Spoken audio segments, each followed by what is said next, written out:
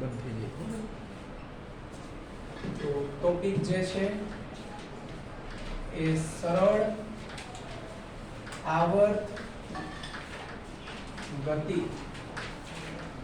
સરળ આવર્ત ગતિ છે.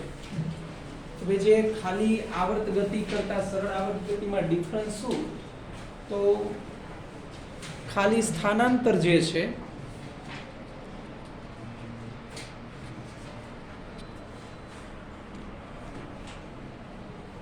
એ સ્થાનાંતરનું મૂલ્ય કોઈ ચોક્કસ વિધેય દ્વારા વ્યાખ્યાયિત કરી શકાય. સરળ આવર્ત ગતિ. તો એની પહેલા આપણે વ્યાખ્યા ભણી લઈએ કે ભાઈ જે આવર્ત ગતિ લખી હોય તો વ્યાખ્યા બોલીશું. જે આવર્ત ગતિ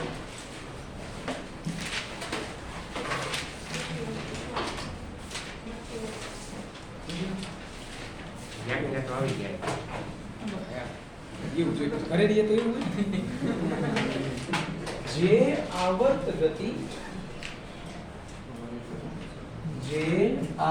ગતિ માં પદાર્થનું સ્થાનાંતર સાઇન અથવા કોસ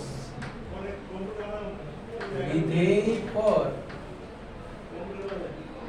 આધારિત હોય તેને સરળ આવર્ત ગતિ કહેવાય.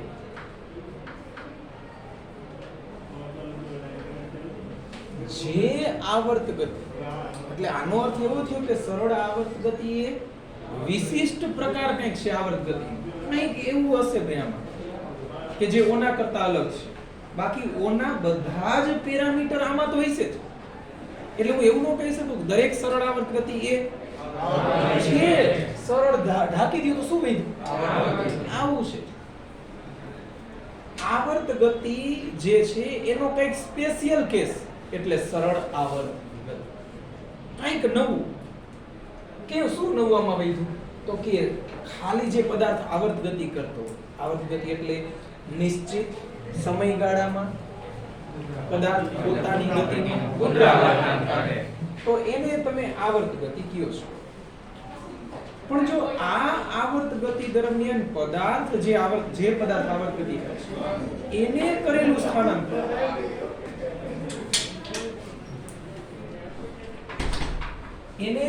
સ્થાનાંતર આ બે માંથી કોઈ એક વિધેય વડે રજૂ કરી શકાય. કાં તો સાઇન અથવા કોસ. હવે મેં વિચાર્યું કે કેમ આ બે જ વિધેય? ત્રિકોણમિતિમાં કેટલાય વિધેય છે ને ભાઈ? તો આ બે વિધેય એવા છે કે જેનું મહત્તમ મૂલ્ય અને ન્યૂનતમ મૂલ્ય, મહત્તમ મૂલ્ય +1 છે, ન્યૂનતમ મૂલ્ય -1 છે. જેની રેન્જ +1 થી -1 હોય આ સાઇન અને કોસ ની. બાકી tan cos sec cosec ની કઈ રેન્જ આની નથી હોતી. આ બે જેવા વિધેય છે કે જે ધન મહત્તમ અને ઋણ મહત્તમ એ બે વચ્ચે શક્ય એટલા તમામ મૂલ્ય એની વચ્ચે જ આમ ફેરા રાખશે અને એવી ગતિને આપણે શું કહેશું? સરળ. તો ભાઈ એ તો દોલિત ગતિમય કહેવાય કે નહીં? આમ તો દોલિત ગતિમય થતું હતું. પણ જો આમ વધારે આમ હોય એટલે કે આમ થઈને પછી આમ જાતું હોય તો તમને એમ લાગે ગતિપથ આમ છે કે નહીં? આ વક્રાકાર હતો યાદ કરો. પણ જો હું થોડુંક જ એમ કહું કે આમ જે આવી રીતે આમ ફટાફટ થાય તો જાણે કે એક શખ્સ ઉપર આમ પદાર્થ જાતો એવું લાગે કે તો આવી ગતિને હું શું કહીશ? સરળ આવર્ત. એટલે કે દોલન ઝડપી બનતા હોય. સ્થાનાંતર કેવું હોય? સૂક્ષ્મ. ઓલું થીટા આમ જાજુ નહીં કરવાનું, થીટા થોડુંક અમથું આમ રાખવાનું, આમ આવી રીતે આમ જાય. તો આ જે આમ દોલન કરે છે ધન અને ઋણ, ધન મહત્તમ અને એની વચ્ચે આમ દોલન કર્યા રાખશે. સમયગાળો ચોક્કસ હશે, સ્થાને ચોક્કસ હશે, ચોક્કસ સ્થાનની આસપાસ છે એટલે દોલન અહીંયામાં આવી ગયું, આવર્ત ગતિ અહીંયામાં આવી ગઈ.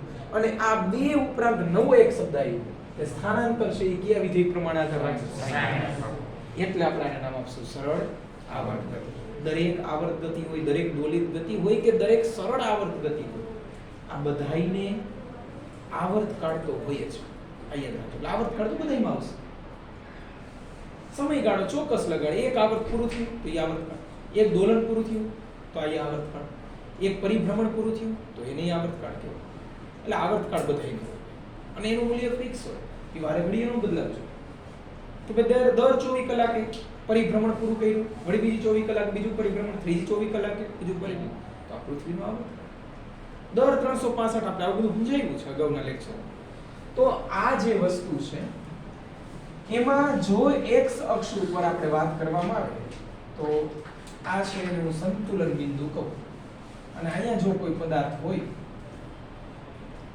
તો એ x ના મહત્તમ મૂલ્ય ધન x મેક્સિમમ અને આ બાજુ માઈનસ x એની વચ્ચે આમ શક્ય એવી રીતે આમ પુનરાવર્તન આમ દોલન કર્યા રાખશે. અહીંયા જશે, અહીંથી અહીંયા આવશે, અહીંયા જશે, અહીંથી અહીંયા આવશે. કેવી રીતે તો હવે આપણે કટકા કરીને સમજાય. પણ એક વસ્તુ કે ભાઈ આનું જે સ્થાનાંતર છે કે પદાર્થનું સ્થાનાંતર કઈ અક્ષ ઉપર થાય છે ભાઈ? x. સમયની સાથે બદલાય છે એટલે આને લખાય x of a. a cos અથવા તો sin. હવે આ જ કેમ આવ્યું ને હમણાં હું તમને સમજાવીશ. કયા વિધેય મુજબ cos અથવા sin ની પણ હું તમને ટેક્સ્ટ બુક ની રીતે સમજાવીશ. એટલે cos એ લોકોએ cos લઈ સમજાવ્યું, પછી હું તમને sin રીતે સમજાવીશ કે ભાઈ જો બેયમાં કાંઈ ફરક નથી હોતો.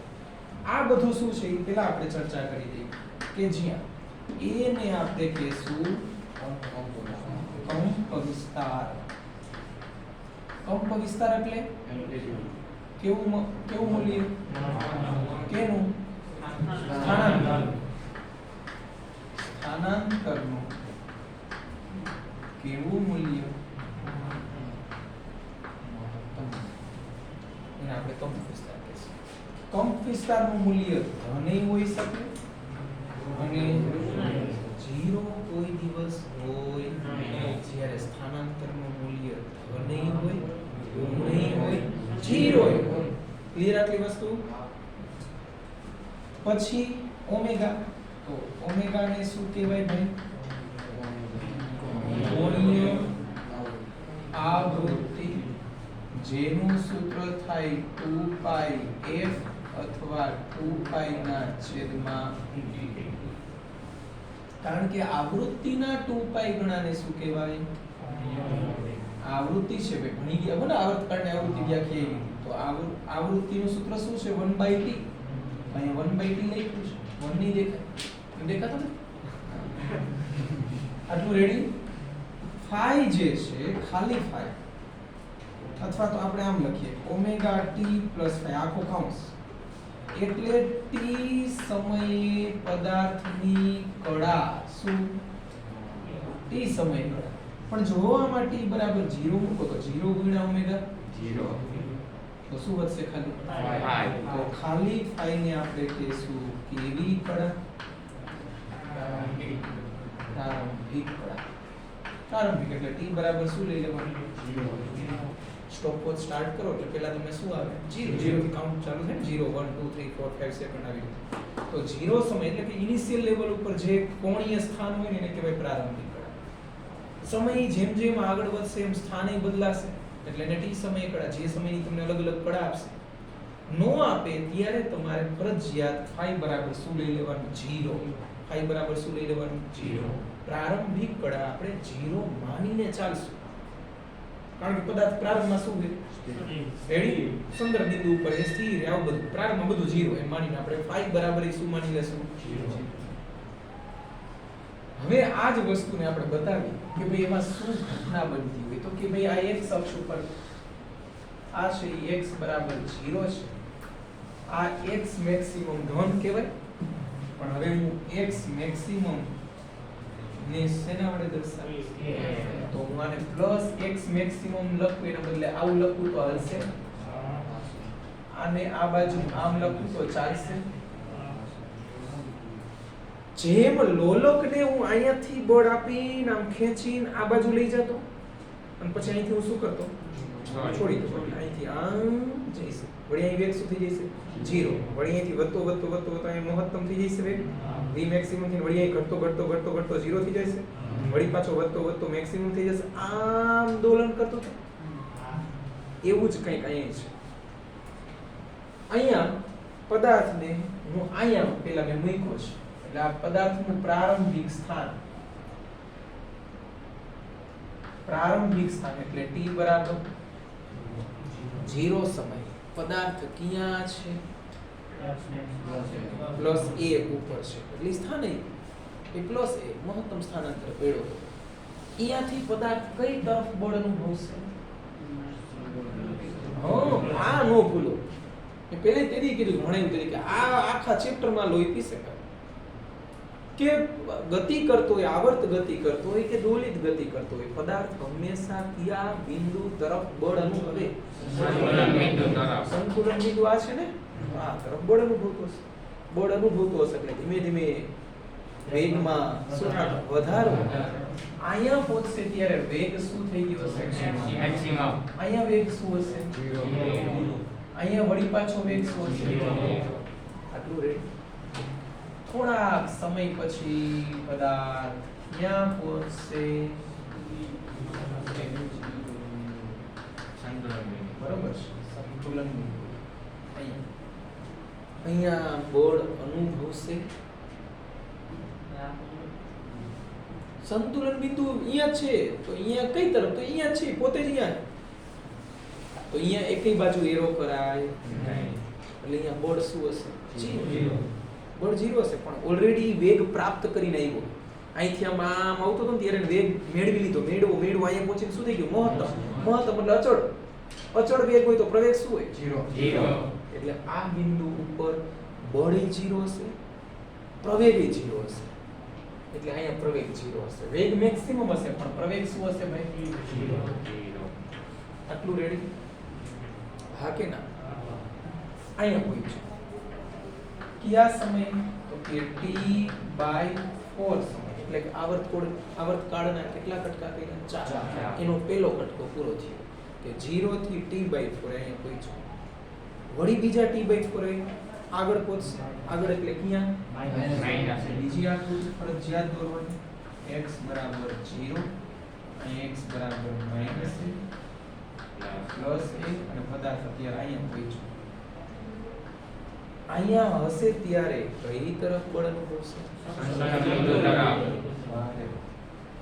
પણ અહીંયા વેગ શું હશે 0 પ્રવેગ શું હશે હવે ધ્યાન આપજો ઉપર નિરાંતે જવાબ વિચારી નાખજો વેગ 0 હશે પણ આ બાજુ હવે પદાર્થ જવાનો આ દિશાનું ઘન કહું છું અહીંયા વેગ 0 છે અહીંયા પહોંચશે ત્યાં વળી વેગ શું થઈ ગયો છે મેક્સિમમ તો 0 થી મેક્સિમમ થયું વેગમાં શું થયું એટલે કેવી ગતિ કહેવાય પ્રવેગ સમજ્યા આ વસ્તુ વળી વેગ મેક્સિમમ થી આમ જશે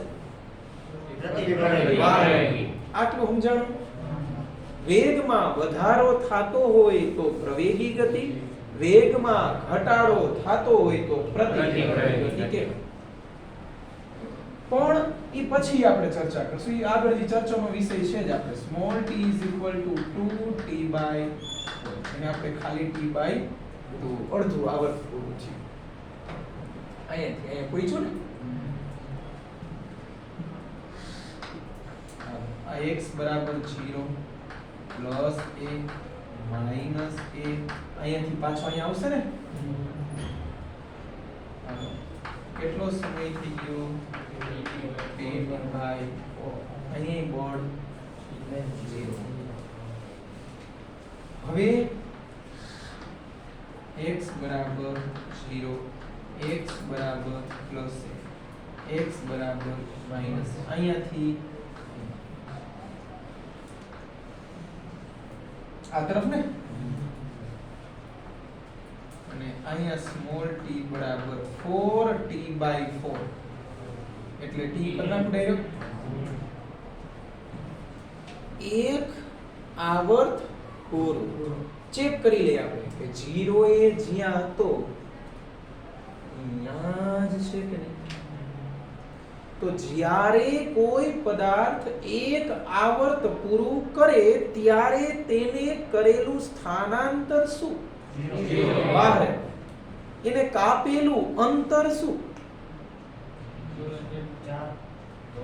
4a ઢીંગ a ઢીંગ 2a ઢીંગ 3a ઢીંગ 4a. આવું એલું કઈ નથી ભાઈ. આમાં શું અહીંયા આમાં જ ગયું. અહીંથી અહીંયા 1 2 3 4 એક દોલને 4a. એક દોલને કેટલા 4a? કેટલા? 4a. હવે હું તમને એમ કહી દઉં કે એક સરળ આવર્ત ગતિ દરમિયાન એક કણનું કંપ વિસ્તાર 2 સેન્ટીમીટર છે તો તેને 2 દોલન પછી કાપેલું અંતર ખાલી જગ્યા થાય 8 સેન્ટીમીટર. 16. Very good. કારણ કે એક દોલને 4a હાઈ એવા કેટલા દોલન? 2. એક વ્યાપક સૂત્ર મૂકી દેવું 2na જ્યાં n એટલે દોલનની સંખ્યા 2na કહેવાય. એટલે n દોલનના અંતે પદાર્થે કાપેલું અંતર ઇઝ ઇક્વલ ટુ 2na. સાચું ખોટું? ખોટું. 4na આવે. હાયા નો કરો. હા મને સાંભળો. હું બધું બોલું સાચું કોઈ થોડું?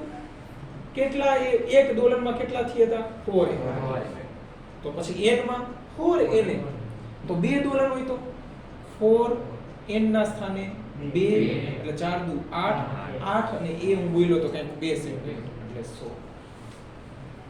તો આવું આમાં હોય નહીં. હું લખાવીશ નહીં, તમારે લખી લેવાનું તમારી જાતે કે ભાઈ n દોલનના અંતે સરળ આવર્ત ગતિ દરમિયાન પદાર્થે કાપેલું અંતર બરાબર 4na જ્યાં n બરાબર દોલનની સંખ્યા. રેડી? n દોલનના અંતે પદાર્થે કાપેલ અંતર n દોલનના અંતે પદાર્થે કાપેલ અંતર ઇઝ ઇક્વલ ટુ 4na જ્યાં n એટલે જ્યાં n બરાબર દોલનની સંખ્યા અને a બરાબર કંપ વિસ્તાર. a બરાબર કંપ વિસ્તાર. ચાલો રેડી? પરંતુ સ્થાનાંતર 0. રેડી?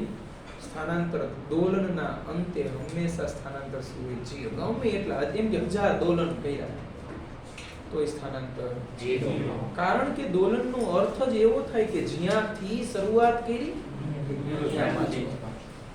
તો એને દોલન કહેવાય. તો જોજો 0 અહીં a થી શરૂઆત થઈ હતી પાછો a બીજ આકૃતિ એક ને જોઈ સમયગાળો 0 એટલે અહીંયા શું t. હવે પ્રશ્ન પૂછો, જવાબ આપજો. 0 થી t/2 દરમિયાન પદાર્થે કાપેલું અંતર અને સ્થાનાંતર બે કયું?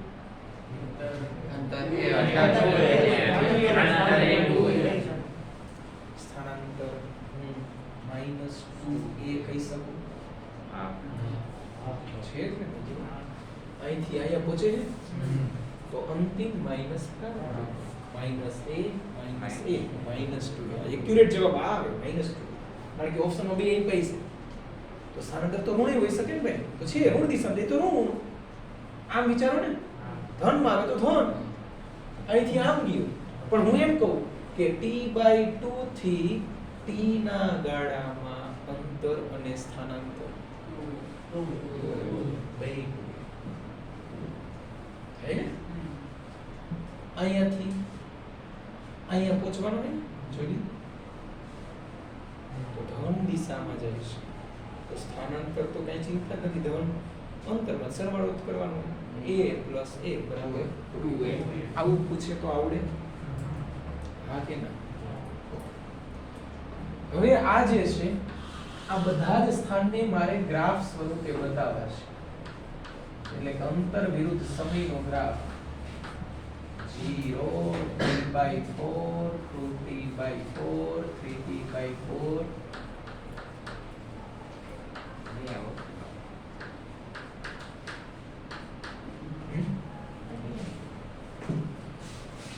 આ બાજુ આવે. હવે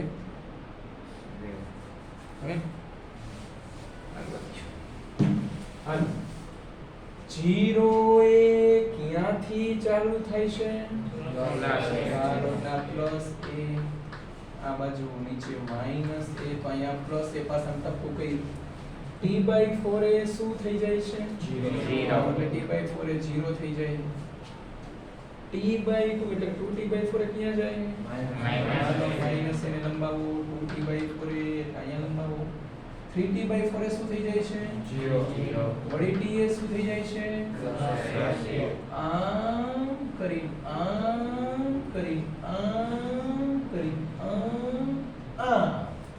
એટલે આ જે છે તરંગ એ કયા વિધેયને રજૂ કરે છે ક્યાંથી ચાલુ થાય છે અને કોણીય આવૃત્તિ કેટલી છે તો આ બરાબર કહેવાય એમ આવ્યું ને આમ આવ્યું છે જો 0 થી ચાલુ થયું હોત તો તમને આવું મળે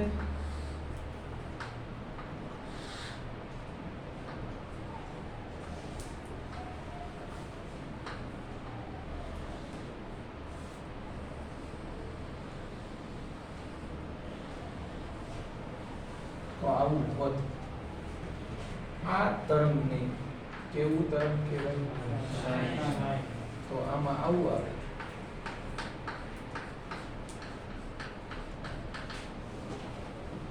રેડી આનો કંપ વિસ્તાર અહીંથી આ છે એનું નામ આપી દીધું મેં a થઈ ગયું એ ક્લિયર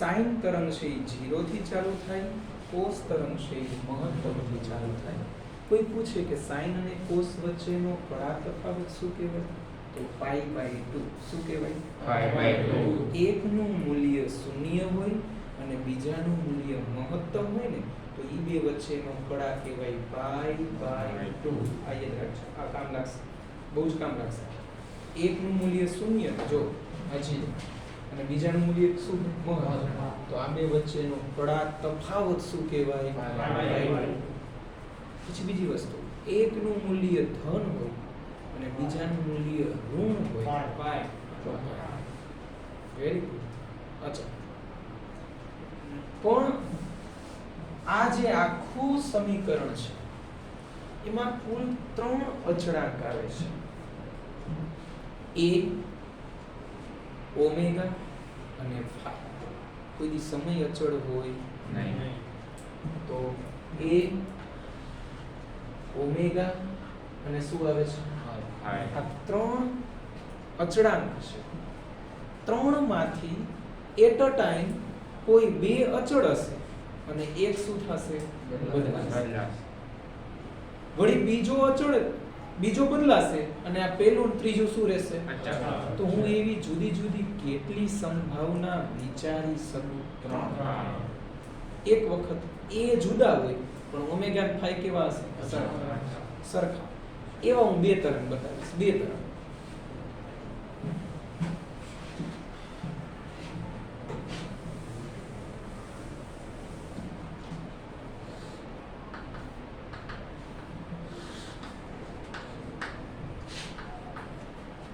શું બદલાવું પેલા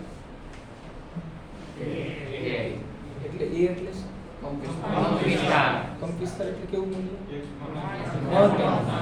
એક મોટું હોય છે એક શું હોય છે એટલે ફોર એક્ઝામ્પલ આ છે એનો કંપ વિસ્તાર કેટલો છે a અને બીજાનો શું છે b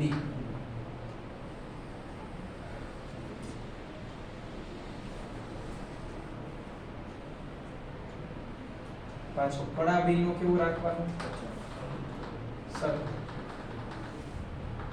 એટલે 0 એ બે હારે થવા જોઈએ મહત્તમ એ બે શું થવા જોઈએ હારે જો આનું મહત્તમ મૂલ્ય કેટલું બતાવવાનું આ પ્લસ આ કેવું b માઈનસ b એવી રીતે આ પ્લસ a આ કેવું a વળી આ તો આમાં a જુદા જુદા છે પણ ઓમેગા તથા ફાઈ કેવા છે સરખા એટલે કે અચ્છા એ બે તરંગના કેવા છે સરખા ઘાટું અને ત્રુટક રેખા વાળું હવે બીજું બતાવો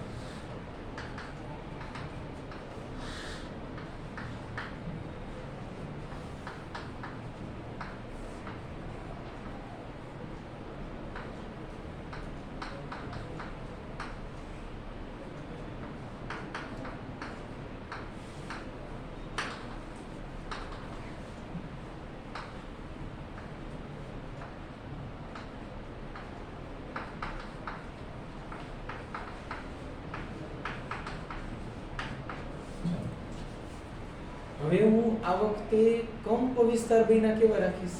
સરખા. કોણ? એ સરખું રાખીશ. હું શું બદલાવીશ? ઓમેગા. ઓમેગા એટલે આવૃત્તિ. આવૃત્તિ એટલે એક ઝડપી જે ઝડપી હોય એની આવૃત્તિ કેવી કહેવાય? વધારે. 1 સેકન્ડમાં હું કહું એક 10 દોલન કરે, બીજું 1 સેકન્ડમાં 50 દોલન કરે, તો કોણ ઝડપી કહેવાય? 50. એની આવૃત્તિ 50 હર્ટ્ઝ કહેવાય ને, 50 દોલન મળે. 1 સેકન્ડમાં નંબર ઓફ ઓસિલેશન એને આવૃત્તિ કહેવાય. તો હું એવું બતાવું.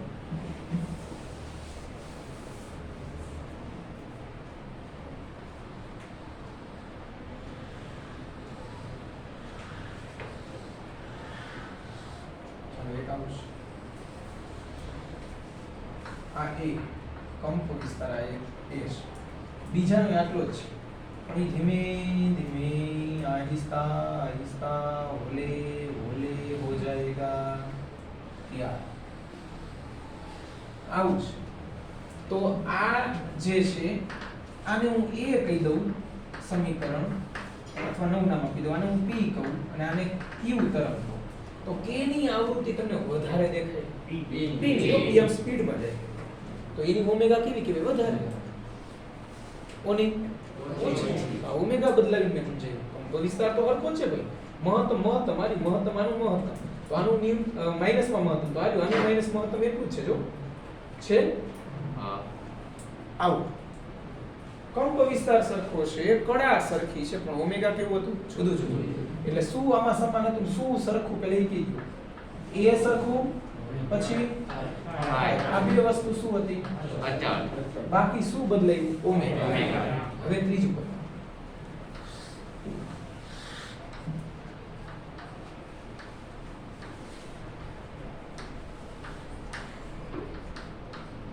દેખાય? જોઈ છે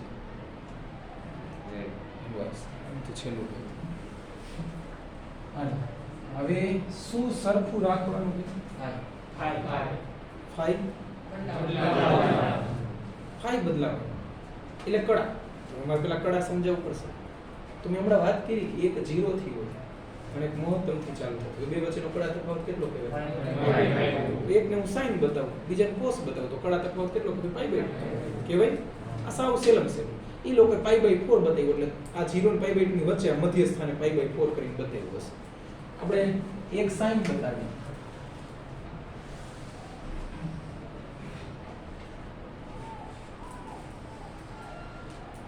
ચાલો આ સાઈન છે ને, આનો કંપ વિસ્તાર પ્લસ, આનો માઈનસ. એકને હું બતાવું કોસ, પણ કંપ વિસ્તાર આ જેવા દેવાનો ને, આમ કરી આમ કરી મળી પાછું જોઈ લેવાનું અહીંયા આમ.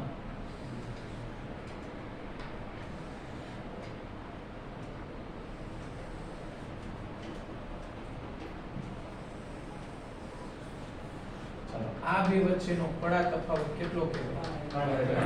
એમાં આ જે છે ને, આને હું નામ આપી દઉં, આ જે ચાલુ થાય O, અને આને નામ આપી દઉં P. તો આમાં કોણ પાછળ છે ને કોણ આગળ છે? E આગળ છે, એ એટલું આગળ છે, અને O આવડે તો આ કડા બદલે, બાકી શું અચળ છે? ઓમેગા.